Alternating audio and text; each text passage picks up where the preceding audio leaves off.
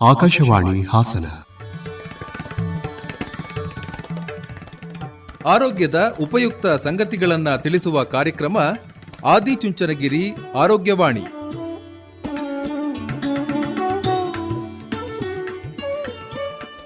ಕೇಳಿ ಕಾರ್ಯಕ್ರಮ ಆದಿಚುಂಚನಗಿರಿ ಆರೋಗ್ಯವಾಣಿ.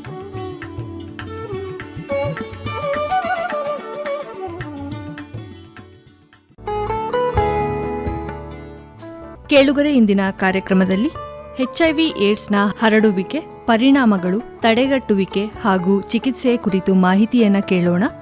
ಮಾಹಿತಿ ಮಾಡಿಕೊಡಲಿದ್ದಾರೆ ಸಮುದಾಯ ಆರೋಗ್ಯಶಾಸ್ತ್ರ ವಿಭಾಗದ ಪ್ರೊಫೆಸರ್ ಆಗಿರುವ ಡಾಕ್ಟರ್ ಶಶಿಕಿರಣ್ ಎಂ.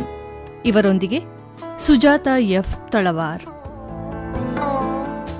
ನಮ್ಮ ಎಲ್ಲ ಪ್ರೀತಿಯ ಕೇಳುಗರಿಗೆ ನಮಸ್ಕಾರ. ಇಂದಿನ ಆದಿಚುಂಚನಗಿರಿ ಆರೋಗ್ಯವಾಣಿ ಕಾರ್ಯಕ್ರಮಕ್ಕೆ ನಿಮ್ಮೆಲ್ಲರಿಗೂ ಸ್ವಾಗತ. ಇವತ್ತಿನ ಕಾರ್ಯಕ್ರಮದಲ್ಲಿ ನಮ್ಮ ಜೊತೆಗೆ ಡಾಕ್ಟರ್ ಶಶಿಕಿರಣ್ ಎಂ ಅವರಿದ್ದಾರೆ.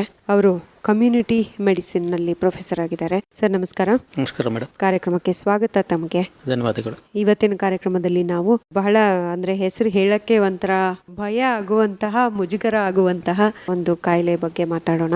HIV ಏಡ್ಸ್ ಎಲ್ಲರಿಗೂ ಗೊತ್ತಿದೆ. ಕಮ್ಯುನಿಟಿನಲ್ಲಿ ಸಾಕಷ್ಟು ಈ ಕುರಿತಂತೆ ಜಾಗೃತಿ ಕಾರ್ಯಕ್ರಮಗಳು ನಡೀತಾ ಇದೆ. ಈಗ ಅದು ಸ್ವಲ್ಪ ಮಟ್ಟಿಗೆ ಎಲ್ಲರಿಗೂ ತಿಳುವಳಿಕೆ ಇರೋದ್ರಿಂದ ಕಡಿಮೆನೂ ಆಗಿದೆ ಅಂತ ವರದಿಗಳು ಹೇಳ್ತಾ ಇದೆ. ತಜ್ಞರಾಗಿ ತಾವೇನು ಹೇಳ್ತೀರ ನೋಡೋಣ. ಮೊದಲಿಗೆ HIV ಏಡ್ಸ್ ಈಗ ಭಾರತದಲ್ಲಿ ಯಾವ ಸ್ಥಿತಿನಲ್ಲಿದೆ? ಇದು ನಮ್ಮಲ್ಲಿ ಶುರು ಆಗಿದ್ದು 1986ರಲ್ಲಿ. ಅದು ಹೆಂಗೆ ನಮ್ಗೆ ಜ್ಞಾಪಕ ಅಂದ್ರೆ ನಾನು ಅವಾಗ MBBS ಎಂಟರ್ ಆಗಿದ್ದೆ ಫಸ್ಟ್ ಇಯರ್ 86 ಅಲ್ಲಿ. ಆಲ್ಮೋಸ್ಟ್ 40 ವರ್ಷ ಆಗ್ತಾ ಬಂತು. ಸೊ ಅವಾಗ ಇಂಡಿಯಾದಲ್ಲಿ ಎಂಟರ್ ಆಗಿದೆ ಅಂತ ಸುದ್ದಿ ಇತ್ತು, ಗುಮಾನೆ ಇತ್ತು, ಇನ್ನು ಗ್ಯಾರಂಟಿ ಇರಲಿಲ್ಲ. ಇದು ಫಸ್ಟ್ ಗೊತ್ತಾಗಿದ್ದು ಅಮೆರಿಕಾದಲ್ಲಿ 80s ಅಲ್ಲಿ. ಅಮೆರಿಕದಲ್ಲಿ ಗೊತ್ತಾಯ್ತು. 80s ಅಲ್ಲಿ ಬಂದಿರಬಹುದು ಅಂತ ಒಂದು ಡೌಟ್ ಇತ್ತು, ಗುಮಾನೆ ಇತ್ತು. ಅದು ಕನ್ಫರ್ಮ್ ಆಗಕ್ಕೆ 2 ವರ್ಷ ಬೇಕಾಯ್ತು. ತಮಿಳುನಾಡಲ್ಲಿ ಡಾಕ್ಟರ್ ಸುನೀತಿ ಸಾಲಮನ್ ಅಂತ ಅವ್ರು ಇದನ್ನ ಫಸ್ಟ್ ಕಂಡು ಹಿಡಿದಿದ್ರು. ಯಾರಲ್ಲಿ ವೇಶ್ಯಾವಾಟಿಕೆ ಮಾಡೋರಲ್ಲಿ. ಅದು ಭಾರಿ ಅವಾಗ ಅಂತೂ ಭಾರಿ ಮಡಿ ಟೈಮ್ ಅದು. ಅವ್ರನ್ನ ಮಾತಾಡ್ಸೋದೇ ಕಷ್ಟ ಆಯ್ತು ಅವಾಗ. ಕಷ್ಟ ಆಯ್ತು. ಜೊತೆಗೆ ಅವ್ರನ್ನ ಕನ್ವಿನ್ಸ್ ಮಾಡಿ ಬ್ಲಡ್ ಸ್ಯಾಂಪಲ್ ತಗೊಳ್ಳೋದು ಭಾರಿ ಇನ್ನೂ ಚಾಲೆಂಜ್ ಇತ್ತು. ಅದು ಡಾಕ್ಟರ್ ಬಗ್ಗೆ ಅವ್ರಿಗೆ ಗಮನನೇ ಇರ್ತಿರ್ಲಿಲ್ಲ. ಅವ್ರು ಡಾಕ್ಟರ್ ಅಂದ್ರೆ ಮಾತಾಡ್ತಿರ್ಲಿಲ್ಲ. ಅದು ದೊಡ್ಡ ಚಾಲೆಂಜ್. ಅದು ಅವ್ರ ಮೇಡಮ್ ಅವ್ರದ್ದು ಮಾಡಿ ಶಿ ಪ್ರೂವ್ಡ್ ದಟ್ HIV ಇದೆ ಅಂತ. ಆಮೇಲಿಂದ ಇದೊಂದೇ ಕಾಯಿಲೆ ಈಗಲೂ ಹೇಳ್ಬೋದು ನಮ್ಮ ದೇಶದಲ್ಲಿ ಒಂದು ಕ್ಯೂರ್ ಇಲ್ದಿರ, ವ್ಯಾಕ್ಸಿನ್ ಇಲ್ದಿರ ಕಂಟ್ರೋಲ್ ಬಂದಿದೆ. ಯಾವ ಕಾಯಿಲೆನೂ ಇಲ್ಲ. ಆದ್ರೆ ಸಮರೋಪಾದಿಯಲ್ಲಿ ಕೆಲಸಗಳಾಯ್ತು ಅಲ್ವಾ? ಸುಮಾರು ಕೆಲಸಗಳಾಯ್ತು, ಸುಮಾರು ಖರ್ಚು ಮಾಡಿದ್ವಿ. ಎಜುಕೇಶನ್, ಅವೇರ್ನೆಸ್ ಏನು ಅಂದ್ರೆ ಇದಕ್ಕೆ ಪ್ರಿವೆನ್ಷನ್ ಭಾರಿ ಸುಲಭ. ಈಗಲೂ ಕ್ಯೂರ್ ಇಲ್ಲ. ನಾನು ಪಾಠ ಮಾಡ್ತಾ ಹೇಳ್ತಿದ್ದೆ ನಮ್ಮ ಸ್ಟೂಡೆಂಟ್ಸ್ಗೆ, MBBS ಸ್ಟೂಡೆಂಟ್ಸ್ಗೆ. 2 ನೊಬೆಲ್ ಪ್ರೈಸ್ ಕಾಯ್ತಾ ಇದೆ ಮೆಡಿಕಲ್ ಹಿಸ್ಟ್ರಿಯಲ್ಲಿ. ಒಂದು ಫಾರ್ಮಕಾಲಜಿಯಲ್ಲಿ ಇದಕ್ಕೆ ಕ್ಯೂರ್ ಕಂಡುಹಿಡಿದವರಿಗೆ ಫಾರ್ಮಕಾಲಜಿಯಲ್ಲಿ ನೊಬೆಲ್ ಪ್ರೈಸ್ ಕೊಡ್ತಾರೆ. ಇನ್ನೊಂದು vaccine, microbiology, 2 department they are waiting golden ಪ್ಲೇಟಲ್ಲಿ ಸರ್ಟಿಫಿಕೇಟ್ ಇಟ್ಕೊಂಡು ಕಾಯ್ತಾ ಇದ್ದಾರೆ ಅಂತ. ಅದು ಆ ಕಾಲ ಹೋಯ್ತು. ಈಗ ವ್ಯಾಕ್ಸಿನ್ ಬೇಕಿಲ್ಲ, ಕ್ಯೂರ್ ಬೇಕಿಲ್ಲ. ಅವೇರ್ನೆಸ್, ಜನಗಳಿಗೆ ಅವೇರ್ನೆಸ್ ಕ್ರಿಯೇಟ್ ಮಾಡೋದು ಸಾಕು. ಸುಮಾರು ಸ್ಟಡೀಸ್ ಮಾಡಿದ್ದಾರೆ. 10, 20, 30 ವರ್ಷ ಸ್ಟಡೀಸ್ ಮಾಡಿ ಇದು ಹರಡೋದು 4 ವಿಧದಿಂದ. ಈಗ ನಮ್ಗೆ ಕೋವಿಡ್ ಕೇಳಿದಿರ ನೀವು? ಅಕ್ಕಪಕ್ಕದಲ್ಲಿ ಕೆಮ್ಮಿದ್ರೆ ಬರುತ್ತೆ ಕೋವಿಡ್. AC ಬಸ್ ಕೂತ್ಕೊಂಡು ಪಕ್ಕದವ್ನು ಕೆಮ್ತಾ ಇದ್ರೆ ಇಲ್ಲಿಂದ ಬೆಂಗಳೂರಿಗೆ ಹೋಗ್ತಾ ಬಂದ್ಬಿಡುತ್ತೆ, ಗಾಳಿ ಮೂಲಕ ಬರುತ್ತೆ. ಇದು ಹಂಗಿಲ್ಲ. ಇದು ಸಭ್ಯಸ್ಥ ವೈರಸ್, ಜೆಂಟಲ್ಮನ್ ವೈರಸ್ ಅಂತೀವಿ. ಹಂಗ್ ಸುಮ್ನೆ ಬರೋದಿಲ್ಲ. ಬಾಗಿಲು ತಟ್ತಾರೆ, ಮೇ ಐ ಕಮ್ ಇನ್ ಅಂತ ಕೇಳ್ಬಿಟ್ಟೆ ಬರ್ತಾರೆ. ಈ ವೈರಸ್ ಇದು ಒಂಥರ ಒಳ್ಳೆ ವೈರಸ್, ಸಭ್ಯಸ್ಥ ವೈರಸ್, ಜೆಂಟಲ್ಮನ್ ವೈರಸ್ ಅಂತೀವಿ. ನಾವು ಪರ್ಮಿಷನ್ ಕೊಡದೇ ಬರೋದಿಲ್ಲ. 4 ರೂಟ್ ಸ್ಪ್ರೆಡ್ ಆಗೋದು. ಒಂದು ಅಸುರಕ್ಷಿತ ಲೈಂಗಿಕ ಕ್ರಿಯೆ, ಅನ್ಪ್ರೊಟೆಕ್ಟೆಡ್ ಸೆಕ್ಸ್ ಅಂತೀವಿ. ಇನ್ನೊಂದು ಸಂಸ್ಕರಿಸದ ಬ್ಲಡ್ ಪ್ರಾಡಕ್ಟ್ಸ್ ತಗೊಳ್ಳೋದು, ರಕ್ತ ತಗೊಳ್ಳೋದು. ಜೊತೆಗೆ ಸೂಜಿ ನೀಡಲ್ಗಳು, ಅದು ಕ್ಲೀನ್ ಮಾಡಿದ್ದಾರೆ. ಒಬ್ಬರಿಂದ ಒಬ್ಬರಿಗೆ ಮುಂಚೆ ನೋಡಿದ್ವಿ ಹಾಸ್ಪಿಟಲ್ಗಳಲ್ಲಿ, ಮಿಕ್ಸರಲ್ಲಿ ಹಾಕಿ ಅದು ಕುದಿಯೋ ನೀರಲ್ಲಿ ಹಾಕ್ಬಿಟ್ಟು ಅದರಿಂದ ಇನ್ನೊಬ್ರು ಕೊಡ್ತಿದ್ರು. ಅದೆಲ್ಲ ಹೋಯ್ತು, ಆ ಕಾಲ ಹೋಯ್ತು. Use disposable syringe. ಜೊತೆಗೆ ತಾಯಿಯಿಂದ ಮಗುವಿಗೆ 4 ವಿಧ ಬರೋದು. ಬೇರೆ ಯಾವ ರೀತಿಯೂ ಇಲ್ಲ. ಸುಮಾರು ಭಯ ಇತ್ತು, ಗಾಳಿಯಿಂದ ಬರುತ್ತಾ, ಇನ್ಸೆಕ್ಟ್ಸಿಂದ ಬರುತ್ತಾ, ಸೊಳ್ಳೆ ಕಚ್ಚದಿಂದ ಬರುತ್ತಾ, ನೊಣದಿಂದ ಬರುತ್ತಾ, ಇಲ್ಲ. ಎಲ್ಲ ಪ್ರೂವ್ ಆಗಿತ್ತು. ಆ ಥರ ಇಲ್ವೇ ಇಲ್ಲ. ಸೊ ನಾವಾಗೆ ಕರೆಸ್ಕೊಂಡು ಇದನ್ನ ಆಮಂತ್ರಣ ಕೊಟ್ಟರೆ ಮಾತ್ರ ಬರುತ್ತಿಲ್ಲ ಅಂದ್ರೆ ಇಲ್ಲ. ಈಗ ಕಾರಣಗಳನ್ನು ಹೇಳಿದ್ರಿ. 4 ವಿಧಾನಗಳಿದೆ, ಇದ್ರ ಮೂಲಕ ಮಾತ್ರ ಬರುತ್ತೆ. ಅದೇನು ಸೋಂಕು ಕಾಯಿಲೆ ಅಲ್ಲ, ಎಂತ ಕಾಯಿಲೆನೋ ಸೋಂಕು ಕಾಯಿಲೆ ಹೌದು. ಬಟ್ ನೀವು ಕಷ್ಟಪಟ್ಟು ಬರ್ಸ್ಕೋಬೇಕು, ಬರ್ಮಾಡ್ಕೋಬೇಕು, ಆಮಂತ್ರಣ ಕೊಡ್ಬೇಕು. ಅದೇ ಜಾಗೃತಿ, ತಿಳುವಳಿಕೆ ಬಹಳ ಮುಖ್ಯ. ಜಾಗೃತಿ ಸುಮಾರು ಖರ್ಚು ಮಾಡಿದ್ವಿ. ಅವೇರ್ನೆಸ್ ಹಳ್ಳಿ ಗೊತ್ತಾಯ್ತು. ಈಗ HIV AIDS ಎಲ್ಲರಿಗೂ ಗೊತ್ತು. ಅದು ಹೆಂಗ್ ಹರಡುತ್ತೆ ಅನ್ನೋದು ಗೊತ್ತಿಲ್ಲದ್ರು ಬಟ್ HIV AIDS ಅನ್ನೋದು ಕೇಳಿದ್ದಾರೆ ಹಳ್ಳಿ. ಇದೊಂದೇ ನಮ್ಗೆ ಇರೋದು. ಏನೇನ್ ಲಕ್ಷಣಗಳು ಸರ್? ಸುಮಾರು ಲಕ್ಷಣಗಳು. ಅಂದ್ರೆ ಯಾವುದಕ್ಕೂ ಪರ್ಫೆಕ್ಟ್ ಆಗಂತ ಲಕ್ಷಣ ಇಲ್ಲ. ಆಯಾಸ ಆಗೋದು, ಮೈ ತೂಕ ಇಳಿಯೋದು, ಊಟ ಸೇರದೆ ಇರೋದು, ಸುಸ್ತಾಗೋದು, ಇವೆಲ್ಲ ವೇಗ್ ಸಿಂಪ್ಟಮ್ಸ್ ಅಂತೀವಿ. ಇದು ಇನ್ಫೆಕ್ಷನ್ ಆದ ತಕ್ಷಣನೇ 10-20 ವರ್ಷ ಏನು ಗೊತ್ತಾಗಲ್ಲ, ಸ್ವಲ್ಪ ಈ ಥರ ಬಂದು ಹೋಗೋದಿರುತ್ತೆ. ಇದಕ್ಕೆ ಯಾವಾಗ ಕಾಣಿಸ್ಕೊಳ್ಳುತ್ತೆ ಅಂದರೆ ಆಪೋಸಿಟಿಕ್ ಇನ್ಫೆಕ್ಷನ್ಸ್ ಅಂತೀವಿ. ನಮಗೆಲ್ಲ ಈಗ ಗೊತ್ತು, ನೆಗಡಿ ಕೆಮ್ಮು ಒಂದು ವಾರ ಇರುತ್ತೆ, 10 ದಿವಸ ಇರುತ್ತೆ, ಹೊಟ್ಟೋಗುತ್ತೆ. ಈ ಕಾಯಿಲೆ ಇದ್ದವ್ರಿಗೆ ಇದು ಬಂದರೆ ವಾಸಿ ಆಗಲ್ಲ, ತಿಂಗಳಂಗಟ್ಲೆ ಅನುಭವಿಸ್ತಾರೆ. ಮಕ್ಕಳಲ್ಲಿ ಬರುತ್ತೆ ಬೇದಿ, ಒಂದು ವಾರ ಇರುತ್ತೆ, ಆಟ ಆಡ್ಕೊಂಡು ಹಂಗೆ ಹೊಟ್ಟೋಗುತ್ತೆ. HIV ಪಾಸಿಟಿವ್ ಇದ್ದವ್ರಿಗೆ ಈ ಕಾಯಿಲೆಗಳು ಬಂದರೆ ಇನ್ಫೆಕ್ಷನ್ ಇದ್ರೆ ಹೋಗೋದಿಲ್ಲ, ವಾಸಿ ಆಗೋದು ಕಷ್ಟ ಆಗುತ್ತೆ. 3 ಪಟ್ಟು 4 ಪಟ್ಟು ಟೈಮ್ ಹಿಡಿಯುತ್ತೆ, ತುಂಬ ವೀಕ್ ಆಗಿಬಿಡ್ತಾರೆ. ಆಪೋಸಿಟ್ ಇನ್ಫೆಕ್ಷನ್ಸ್ ಒಂದು ಸುಮ್ಮನೆ ಬಂದು ಹೋಗೋದು ಮಾಮೂಲಿ, ಬಟ್ HIV ಪಾಸಿಟಿವ್ ಇದ್ದವ್ರಿಗೆ ಬಂದರೆ ಹೋಗೋದಿಲ್ಲ ಸುಲಭವಾಗಿ. ರೋಗ ನಿರೋಧಕ ಶಕ್ತಿ ಅಂತ ಇಮ್ಯೂನ್ ಸಿಸ್ಟಮ್ ಅದನ್ನೇ ಅಟ್ಯಾಕ್ ಮಾಡಿಬಿಡುತ್ತೆ. ಸೊ ಒಂದು ಸೊಸೈಟಿಯಲ್ಲಿ ಪೊಲೀಸ್ ಮೆನ್ ಅದನ್ನೇ ಅಟ್ಯಾಕ್ ಮಾಡಿಬಿಟ್ರೆ, ಪೊಲೀಸ್ನವ್ರು ಕೆಲಸ ಮಾಡ್ತಿರಂಗೆ ಆಗ್ಬಿಟ್ರೆ, ಮಿಲಿಟರಿಯವ್ರು ಕೆಲಸ ಮಾಡ್ದಂಗೆ ಆಗ್ಬಿಟ್ರೆ, ಸೊ ಈ ವೈರಾಣು ಅಲ್ಲಿ ಬುಡಕ್ಕೆ ಹೊಡೆಯುತ್ತೆ. ಅಂದ್ರೆ ನಮ್ಮ ರೋಗ ನಿರೋಧಕ ಶಕ್ತಿಯನ್ನ ನಾಶಗೊಳಿಸ್ಬಿಡುತ್ತೆ. ನಮ್ಮಲ್ಲಿ CD4 ಕೌಂಟ್ ಅಂತೀವಿ, ಬಿಳಿ ರಕ್ತ ಕಣಗಳಲ್ಲಿ 3-4 ತರ ಇದೆ. ಲಿಂಫೋಸೈಟ್ಸ್ ಸಾಮಾನ್ಯವಾಗಿ ಅದು ನಂಬರ್ ಇಂಪಾರ್ಟೆಂಟ್, ಕ್ರಿಟಿಕಲ್. 500ರಿಂದ 1500 ನಾರ್ಮಲ್ ಆಗಿರ್ಬೇಕು. ಈ ಇನ್ಫೆಕ್ಷನ್ ಆದಂಗೆ ಅದು ಕಮ್ಮಿ ಆಗ್ತಾ ಹೋಗುತ್ತೆ. ಅಂದ್ರೆ ನಿಮ್ ಆಳುಗಳು ಸೈನಿಕರು ಕಮ್ಮಿ ಆಗ್ತಾ ಇರ್ತಾರೆ ಅಂತ ಒಂದು ಲೆಕ್ಕ. ಸೊ 500ರಿಂದ 1500 ಇದ್ರೆ ನಾರ್ಮಲ್. ಅದು ಎನಿ ಇನ್ಫೆಕ್ಷನ್ ಬಂದ್ರೆ ನಾವು ತಡಿಬಹುದು, ವಿ ಕ್ಯಾನ್ ಫೈಟ್, ನಾವು ಜಯಿಸಬಹುದು, ಆಚೆ ಬರ್ತೀವಿ. 500ರಿಂದ ಕಮ್ಮಿ ಆಗ್ತಾ ಹೋದ್ರೆ 400, 300, 200, 50ವರೆಗೂ ಬಂದ್ರೆ ಕಷ್ಟ. 50 ಕಮ್ಮಿ ಆಗ್ಬಿಟ್ರೆ ಪ್ರತಿದಿನ ಪೇಷಂಟ್ ಕಾಯಿಲೆನೆ, ಏನಾದ್ರೂ ಕಾಯಿಲೆ ಇದ್ದೇ ಇರುತ್ತೆ. ಜ್ವರ, ನೆಗಡಿ, ಕೆಮ್ಮು, ವಾಂತಿ, ಬೇದಿ ಆಗ್ತಾನೆ ಇರುತ್ತೆ. ಸೊ ಇಮ್ಯೂನ್ ಸಿಸ್ಟಮ್ ಅಟ್ಯಾಕ್ ಮಾಡುತ್ತೆ. ಇದು HIV ಅಂದ್ರೆ ಹ್ಯೂಮನ್ ಇಮ್ಯುನೋ ಡೆಫಿಷಿಯನ್ಸಿ ವೈರಸ್. ಅದು ಇನ್ಫೆಕ್ಷನ್, ಸೋಂಕು. ಕಾಯಿಲೆ ಬೇರೆ, AIDS, acquired immuno deficiency syndrome. ಅಂದ್ರೆ ಅದು ಡಿಫರೆನ್ಷಿಯಲ್ ನಂಗಿದೆ. ಇಮ್ಯೂನ್ ಡಿಫಿಷಿಯನ್ಸಿ, ಇಮ್ಯುನಿಟಿ ಎಲ್ಲರಿಗೂ ಬೇಕು. ಕೋವಿಡ್ ಅಲ್ಲಿ ನಾವು ನೋಡಿದ್ವಿ, ಕೋವಿಡ್ ಸುಮಾರು ಇಮ್ಯುನಿಟಿ ಬೂಸ್ಟ್ ಮಾಡಿ ಅಂತ ಆರೆಂಜ್ ತಿನ್ನಿ, ವಿಟಮಿನ್ C ತಗೊಳ್ಳಿ, ನಮ್ಮಲ್ಲಿ ಶುಂಠಿ, ಸಾಂಬಾರ್ ನಮ್ಮಲ್ಲಿ ಇವೆಲ್ಲ ಇಮ್ಯೂನ್ ಬೂಸ್ಟ್ ಮಾಡುತ್ತೆ. ಇದು ಇಮ್ಯೂನ್ ಕಮ್ಮಿ ಮಾಡುತ್ತೆ, ಕುಂಠಿತಗೊಳಿಸುತ್ತೆ. ಹಾಗಾಗಿ ಎನಿ ಇನ್ಫೆಕ್ಷನ್ ನಾವು ಆಚೆ ಬರೋದು ಕಮ್ಮಿ ಆಗುತ್ತೆ, ವಾಸಿ ಆಗೋದು ಲೇಟ್ ಆಗುತ್ತೆ, ಆಗೋದೇ ಇಲ್ಲ ಒಂದೊಂದ್ಸಲ. ಅದಕ್ಕೂ ಟ್ರೀಟ್ಮೆಂಟ್ ಇದೆ, ಬಟ್ ವಾಸಿ ಮಾಡಕ್ಕಂತ ಆಗಲ್ಲ, ಗುಣಪಡಿಸಕ್ಕಾಗಲ್ಲ, ಕಂಟ್ರೋಲ್ ಇಟ್ಕೋಬಹುದು. ಸರ್ಕಾರದಿಂದ ಫ್ರೀ ಆಗಿ ಕೊಡ್ತಾ ಇದ್ದಾರೆ. ವಾಸಿ ಅಂತೂ ಮಾಡಕ್ಕಾಗಿಲ್ಲ. ಅಂದ್ರೆ ಪೇಷಂಟ್ ಆಗಿ ಅಂದ್ರೆ ಒಂದ್ಸರ್ತಿ ಬಂದ್ರೆ ವಾಸಿ ಮಾಡಕ್ಕಾಗಲ್ಲ, ವಾಸಿ ಆಗೋದಿಲ್ಲ. ಲೈಫ್ ಲಾಂಗ್ ಅವನು ಪೇಷಂಟ್ ಆಗಿರ್ತಾನೆ, ಬಟ್ ನಾರ್ಮಲ್ ಆಗಿ ಹೆಲ್ತಿ ಆಗಿರ್ತಾನೆ. ಇರ್ಬೋದು 60-70 ವರ್ಷದ ಬದುಕಬಹುದು, ಬಟ್ ಸಣ್ಣ ಪುಟ್ಟ ಇನ್ಫೆಕ್ಷನ್ ಆಗ್ತಾ ಇರುತ್ತೆ, ಬಟ್ ಸಾಯ್ದಿರೋ ತಡಿಬಹುದು ಅಷ್ಟೇ. ಬಟ್ ವಾಸಿ ಮಾಡಕ್ಕಂತೂ ಸಾಧ್ಯನೇ ಇಲ್ಲ. ಇನ್ನೂ ಅದು ಆ ಸ್ಟೇಜ್ಗೆ ಹೋಗಿಲ್ಲ, ಬೇಕು ಇಲ್ಲ. ಒಬ್ಬ ಮನುಷ್ಯ HIV ಇದೆ ಅಂತ ಗೊತ್ತಾದ್ಮೇಲೆ ಎಷ್ಟು ವರ್ಷ ಬದುಕಬಹುದು ಸರ್? ಅದು ಡಿಪೆಂಡ್ಸ್. ಕರೆಕ್ಟಾಗಿ ಟ್ರೀಟ್ಮೆಂಟ್ ತೊಗೊತಾ ಇದ್ದಾರೆ. ಟ್ರೀಟ್ಮೆಂಟ್ ಗೌರ್ಮೆಂಟ್ ಹಾಸ್ಪಿಟಲ್ ಎಲ್ಲ ಕೊಡ್ತಾ ಇದ್ದಾರೆ, ಫ್ರೀಯಾಗಿ ಕೊಡ್ತಾ ಇದ್ದಾರೆ. Age wise, weight wise band ಇದೆ, ಅದಕ್ಕೆ ತೊಗೊತಾನೆ ಇರಬೇಕು. ತಿಂಗಳಿಗೆ ಒಂದ್ಸಲ ಮತ್ತೆ ತೊಗೊತಾ ಇದ್ರೆ ನಾರ್ಮಲ್ ಆಗಿ ಲೈಫ್ ಲೀಡ್ ಮಾಡ್ಬೋದು. ತಗೊಳ್ಳೋದು ನಿಲ್ಲಿಸ್ಬಿಟ್ರೆ ಆ CD4 ಕೌಂಟ್ ಕಮ್ಮಿ ಆಗ್ತಾ ಇರುತ್ತೆ. 500ರಿಂದ 1500 ಇದ್ರೆ ನಾರ್ಮಲ್ ಆಗಿರ್ತಾನೆ. ಅದು ಕಮ್ಮಿ ಆದಂಗೆ ಇನ್ಫೆಕ್ಷನ್ಗಳು ಆಗ್ತಿರ್ತವೆ. ಟ್ರೀಟ್ಮೆಂಟ್ ತೊಗೊತಾ ಇದ್ರೆ ನಾರ್ಮಲ್ ಆಗಿ ಹೆಲ್ತಿ ಪರ್ಸನ್ ಆಗಿ ಈ can lead life and leave till 70-80 ಇರ್ಬೋದು. ಕೆಲವು ಇನ್ಫೆಕ್ಷನ್ಗಳು ಆಗ್ತವೆ, ಕೆಲವು ಕ್ಯಾನ್ಸರ್ಗಳು, ರೇರ್ ಕ್ಯಾನ್ಸರ್ಸ್, ಕಪೋಸಿಸ್ ಸಾರ್ಕೋಮಾ ಅಂತೀವಿ, ಅದು ಕೇಳೇ ಇಲ್ಲ, ಅದಿದ್ರೆ ಗ್ಯಾರಂಟಿ AIDS ಅಂತಾನೆ. ಇನ್ನೊಂದು ಲಂಗಲ್ ಇನ್ಫೆಕ್ಷನ್, ನ್ಯೂಮೋಸಿಸ್ಟೈಟಿಸ್ ಕಾರ್ನಿ ನಿಮೋನಿಯಾ ಅಂತೀವಿ, ವೆರಿ ರೇರ್, 1,00,000 ಅದು ಇನ್ಫೆಕ್ಷನ್ಗಳಾಗ್ತವೆ. ಆ ಇನ್ಫೆಕ್ಷನ್ ಪ್ರೂವ್ ಆದರೆ ಪಾಸಿಟಿವ್ ಅಂತ AIDS ಇದ್ದೇ ಇರುತ್ತೆ, ಬೇರೆ ಏನು ಕಾರಣನೇ ಇಲ್ಲ.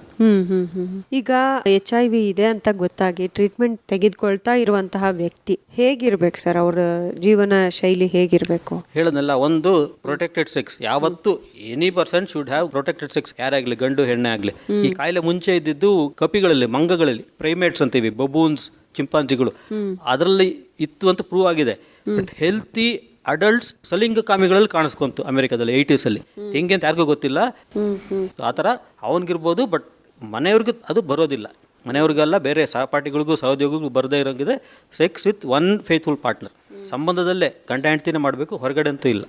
ಅದು ಒಂದಾಯ್ತು. ಆಮೇಲೆ ಸಂಸ್ಕರಿಸಿದ ಸೂಜಿ, ನೀಡಲ್ ಎಲ್ಲ ಡಿಸ್ಪೋಸಬಲ್ ಎಲ್ಲ ಕಡೆನೂ.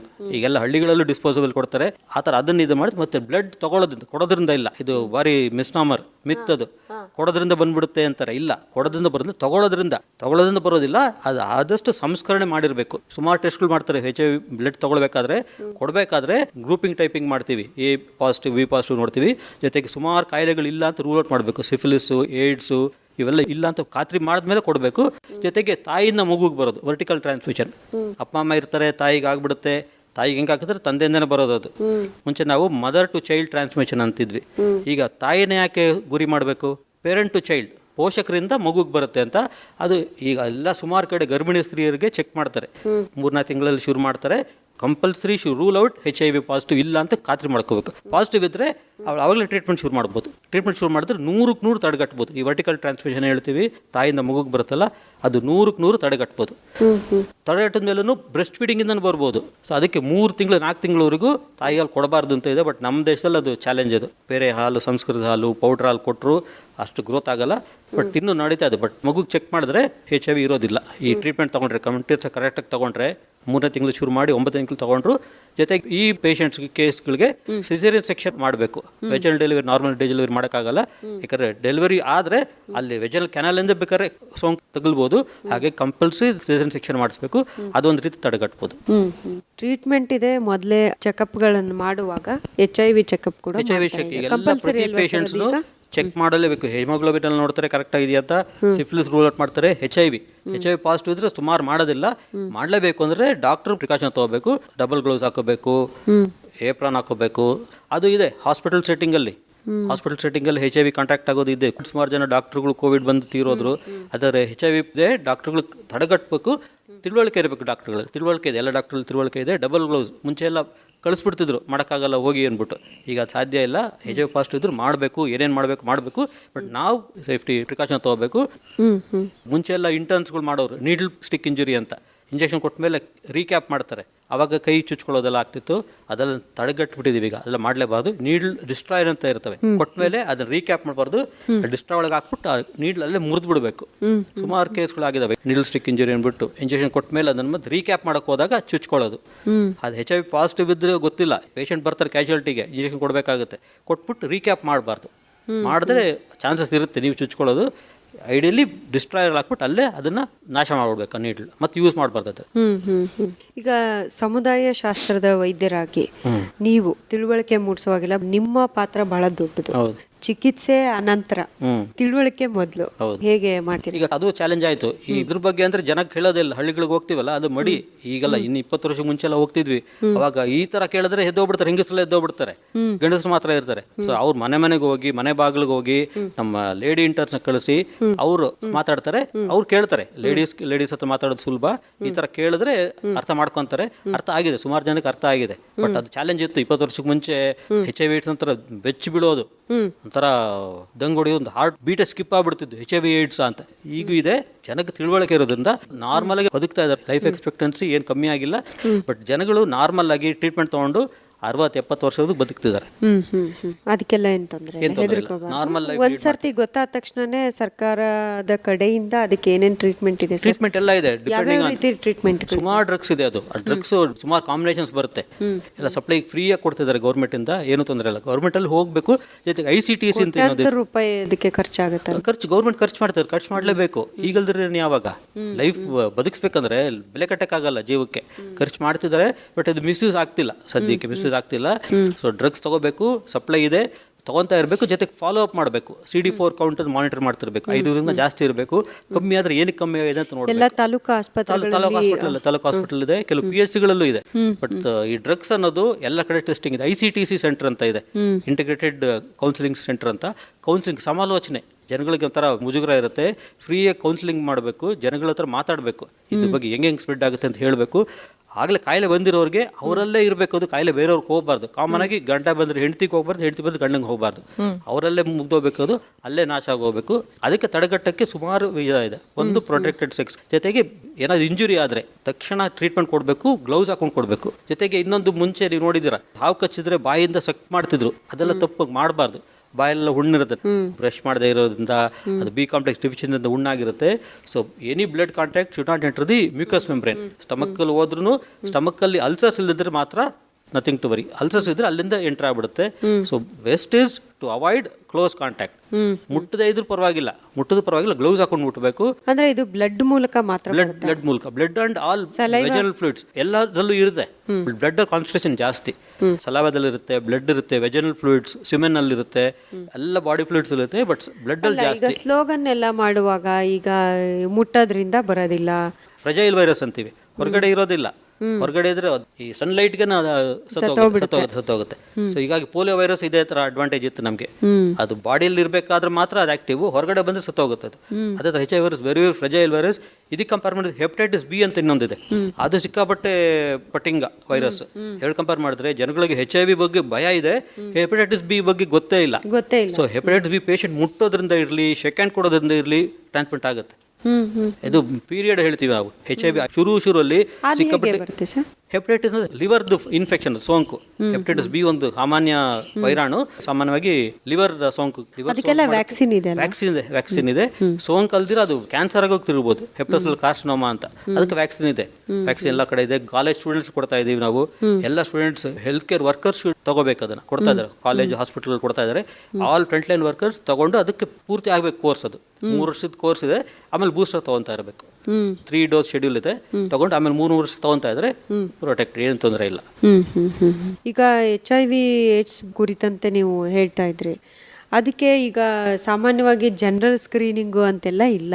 ಆಪರೇಷನ್ ಸ್ಕ್ರೀನಿಂಗ್ ಅಂತ ನಾವು ಆಂಟಿನೇಟಲ್ ಮದರ್ಸ್, ಗರ್ಭಿಣಿ ತಾಯಿಯರು ಬಂದ ತಕ್ಷಣ ಅವ್ರು ಫಸ್ಟ್ ಮಾಡೋದು ಅದೇ ಸ್ಕ್ರೀನಿಂಗ್. ಒಂದ್ಸಲ ಅವ್ರು ಸ್ಕ್ರೀನ್ ಮಾಡ್ಬಿಟ್ಟು HIV ಇಲ್ಲ ಅಂತ ಕನ್ಫರ್ಮ್ ಮಾಡ್ಬಿಟ್ರೆ ಅವ್ರನ್ನ ರೆಗ್ಯುಲರ್ ಇದಕ್ಕೆ ಹೋಗ್ಬೋದು. ಐರನ್ ಫೋಲಿಕ್ ಆಸಿಡ್ ಯಾವ ಆಸ್ಪತ್ರೆಗೆ ಹೋದ್ರೂ ಅದು ಕಂಪಲ್ಸರಿ ಮಾಡ್ತಾರಾ? ಸರ್ಜರಿ ಪೋಸ್ಟ್ ಆದ್ರೆ ಮಾತ್ರ ಮಾಡಲೇಬೇಕು. ಸರ್ಜರಿ ಪೋಸ್ಟ್ ಆಗ ಮುಂಚೆ ಆ ಸರ್ಜನ್ ಜವಾಬ್ದಾರಿ ಅದು. HIV ಪಾಸಿಟಿವ್ ಇಲ್ಲ ಅಂತ ಪ್ರೂವ್ ಮಾಡಬೇಕು. ಅದು ಫಸ್ಟ್ ಖಾತ್ರಿ ಮಾಡ್ಕೋಬೇಕು HIV ನೆಗೆಟಿವ್ ಅಂತ. ಇಲ್ಲಾಂದ್ರೆ ಅವ್ನಿಗೆ ಕಷ್ಟ ಆಗುತ್ತೆ. HIV ಪಾಸಿಟಿವ್ ಅಂತ ಗೊತ್ತಾದ್ರೆ ಹಿ ಕ್ಯಾನ್ ಟೇಕ್ ಪ್ರಿಕಾಷನ್ ತಗೋಬಹುದು. ಇಲ್ಲ ಅಂದ್ರೆ ಕಷ್ಟ ಆಗುತ್ತೆ ಅವ್ರಿಗೇನೆ. ಮಾಡಬೇಕು ಎಲ್ಲ ಸರ್ಜರಿ ಮುಂಚೆ HIV ರೂಲ್ ಔಟ್ ಮಾಡಬೇಕು. ಅದೇ ಥರ ಪ್ರೆಗ್ನೆಂಟ್ ಮದರ್ಸ್ ಕೂಡ ಅದು ಆಪರೇಷನ್ ಸ್ಕ್ರೀನಿಂಗ್ ಅಂತೀವಿ. ಎಲ್ಲ ಪ್ರೆಗ್ನೆಂಟ್ ಮದರ್ಸ್ ಅಟ್ಲೀಸ್ಟ್ 1-2 ಸಲ ಬಂದೇ ಬರ್ತಾರೆ ಆಸ್ಪತ್ರೆಗೆ. ಅವಾಗ ಟೆಸ್ಟ್ ಮಾಡಿ ಪ್ರೂವ್ ಆಗಬೇಕು HIV ನೆಗೆಟಿವ್ ಅಂತ ಪ್ರೂವ್ ಆಗಬೇಕು. ಅಲ್ಲ, ಈಗ ಮದುವೆ ಫಿಕ್ಸ್ ಆದಾಗ ಯಾಕೆ ಮಾಡಿಸ್ಬಾರ್ದು ಇಬ್ಬರಿಗೂ? ಅದಿನ್ನೂ ತಿಳುವಳಿಕೆ ಇಲ್ಲ, ತಿಳುವಳಿಕೆ ಬಂದಿಲ್ಲ. ಅದು ಬರ್ಬೋದು ಇನ್ನು ಮುಂದಿನ ವರ್ಷಗಳಲ್ಲಿ. ಅದೆಲ್ಲ ಬಂದ್ರೆ ಸ್ವಲ್ಪ ತಪ್ಪು ಹೋಗುತ್ತಲ್ಲ, ಕಷ್ಟ ಅದು. ಬಟ್ ಬರಬೇಕು ಆಕ್ಚುಲಿ. ಎಲ್ಲ ಕೇಳ್ತೀವಿ, ಎಜುಕೇಶನ್ ಕೇಳ್ತೀವಿ, ಕೆಲಸ ಕೇಳ್ತಾರೆ, ಪಾಸ್ಬುಕ್ ಕೇಳ್ತಾರೆ, ಮನೆ ನೋಡ್ತಾರೆ. ಇದು ಒಂದು ಬರಬೇಕು ಆಕ್ಚುಲಿ. ಬಟ್ ನಂಬಿಕೆ ಮೇಲೆ ಇಬ್ಬರ ಸರ್ಟಿಫಿಕೇಟ್ ತಗೋಬೇಕು. ಜೊತೆಗೆ ವಿಂಡೋ ಪೀರಿಯಡ್ ಅಂತ ಇನ್ನೊಂದು ಇದೆ. ಇವತ್ತು ಪಾಸಿಟಿವ್ ಮಾಡಿದ್ರೆ ವಿಂಡೋ ಪೀರಿಯಡ್ ಅಂದ್ರೆ ಇವತ್ತು ನೆಗೆಟಿವ್ ಇರುತ್ತೆ, ಬಟ್ ಈ ಕುಡ್ ಬಿ ಪಾಸಿಟಿವ್, ಗೊತ್ತಿಲ್ಲ, ಟೆಸ್ಟ್ ಸಿಗೋದಿಲ್ಲ. ಅಂದ್ರೆ ಪಾಸಿಟಿವ್ ಆಗಬಹುದು ಇನ್ನು 3 ತಿಂಗಳಿಗೆ. ಇವತ್ತು ನಾನು ಎಕ್ಸ್ಪೋಜರ್ ಆಗಿದೆ ಅಂದ್ರೆ ನಾಳೆ ಟೆಸ್ಟ್ ಪಾಸಿಟಿವ್ ಆಗಲ್ಲ. Window period 3 months window period normally. So ಇವತ್ತು ನೆಗೆಟಿವ್ ಅಂದ್ರೆ ನಾಳೆ ಇರೋದಿಲ್ಲ ಅಂತಿಲ್ಲ. ಇನ್ಫೆಕ್ಷನ್ ಸೋಂಕು ಇರ್ಬೋದು, ಟೆಸ್ಟ್ ಸಿಗಾಕಂತಿಲ್ಲ ಅದಷ್ಟೇ. ಸೊ ವಿಂಡೋ ಪೀರಿಯಡ್ ಅಂತ ಅದು ಹೇಳ್ತೀವಿ. ಅದಕ್ಕೆ ನಾವು ಇನ್ಸಿಸ್ಟ್ ಮಾಡ್ತೀವಿ, ಇದೇನೋ ರೂಲ್ ಪಾಸ್ ಮಾಡಿದ್ರೆ 2 ಸರ್ಟಿಫಿಕೇಟ್ 3 ಮಂತ್ಸ್ ಅಪಾರ್ಟ್.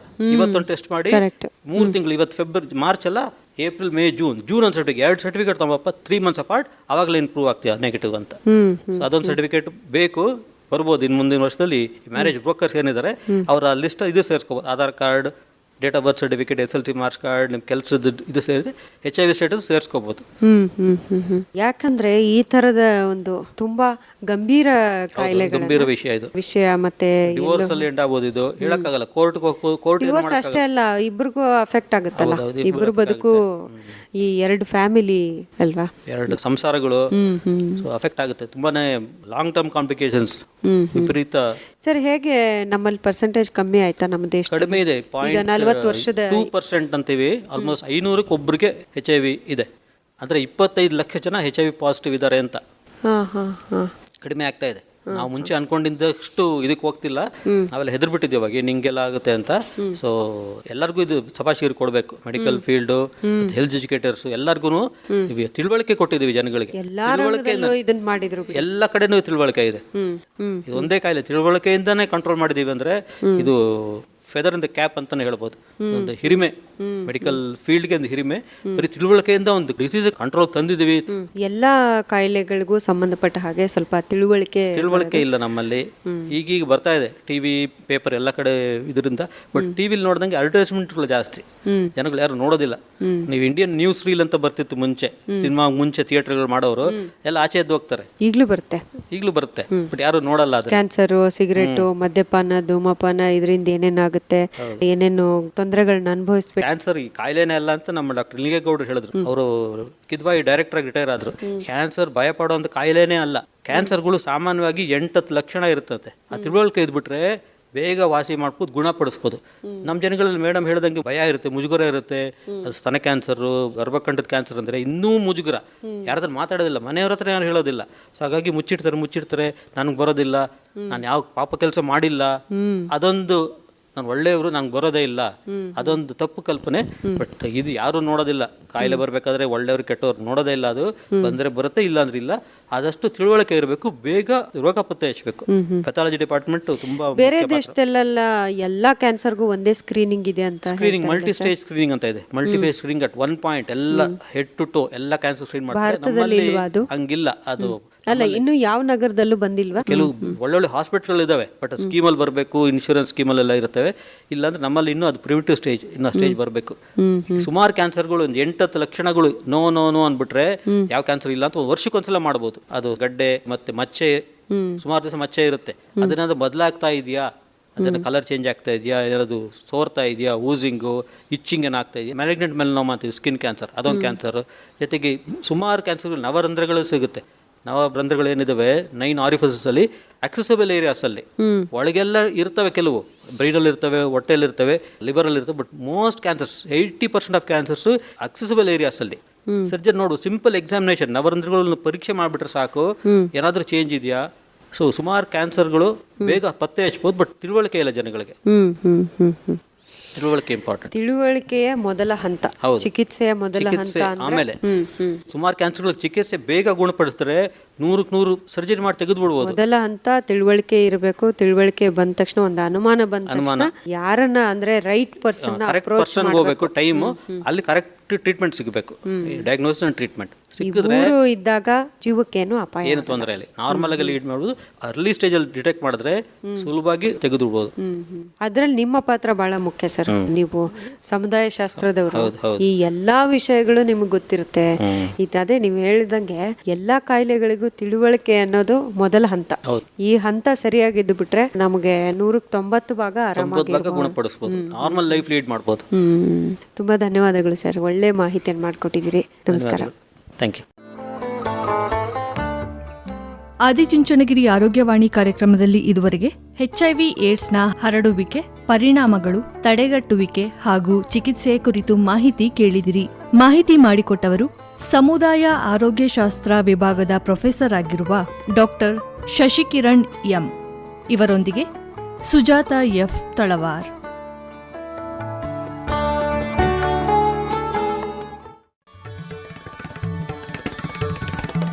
ಇದುವರೆಗೆ ಆರೋಗ್ಯದ ಉಪಯುಕ್ತ ಸಂಗತಿಗಳನ್ನು ತಿಳಿಸುವ ಕಾರ್ಯಕ್ರಮ ಆದಿಚುಂಚನಗಿರಿ ಆರೋಗ್ಯವಾಣಿ ಕೇಳಿದಿರಿ.